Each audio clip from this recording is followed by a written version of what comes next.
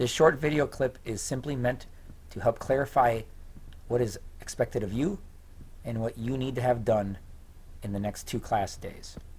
We are going to be doing the industrial waste recycling, which focuses on the activity series, and then we will be doing the pollution of Green Bay, which focuses on solubility rules. Industrial waste recycling will be this Friday, and the pollution of Green Bay will be performed on Monday. Let's talk about what needs to be in your lab book. On the first available page, you simply need to write out your data table for the industrial waste recycling lab. Please include all X's. What I mean by that is simply having X's in the boxes that signify no reaction. There are roughly 15 X's, roughly. Then, please leave the second page in the lab book blank. Over the weekend, you will then be expected to add another data table, but we need a blank page so that you are able to do the post-lab for the industrial waste recycling.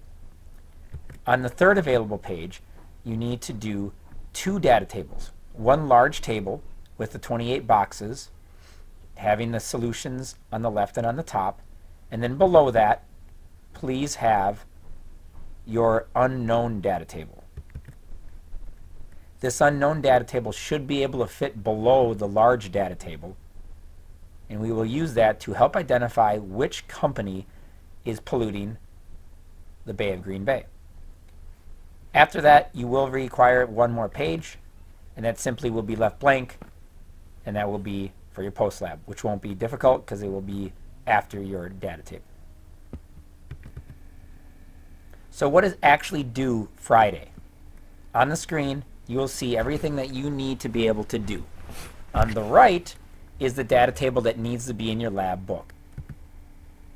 This should be sideways, landscape, orientation, and please have it fill the whole page. On the left side, you'll see our pre-lab. That is one side of the pre-lab. You will receive a stamp for completing your lab book. If your data table is in your lab book, you will receive this stamp. The other stamp refers to all the reactions. By completing these single replacement reactions along with the 3 questions above, you will receive this stamp for completing your pre-lab on time. These are the only 2 things that are due for Friday's lab. For Monday, we will be working on our pollution of Green Bay lab, which is our double replacement lab. On the right, you will see again the picture of the data table. This needs to go in your lab book, both the large table and the unknown table below. On the left of the screen, you will see the back side of your pre-lab sheet. There are 2 places for stamps. Again, the bottom stamp is if you complete and have the data table ready to go for your lab before we begin lab. The other stamp is for your pre-lab. Yes, this is a little bit more work, but you need to complete the questions and then work on the 28 double replacement reactions, including states. If you include all that, you will get your stamp. And by having all these stamps, you will be on your way to having a good grade in both these labs.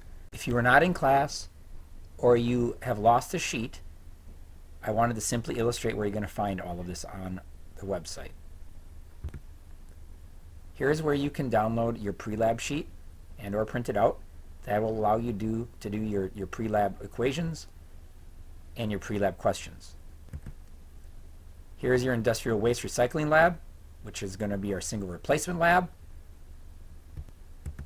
And finally, the pollution of Green Bay lab, our double replacement lab. If you're struggling with these concepts of single and double replacement, you could also watch Mr. Blackford's lecture from this last Wednesday. It is both located on our website, which you simply just have to scroll down slightly and you will find our single and double replacement reaction lecture YouTube video, or we are posting it also on Canvas, I believe under discussions, and you can watch it that way as well. Hopefully all this will help you be successful. And once again, let us know if we can do anything to help.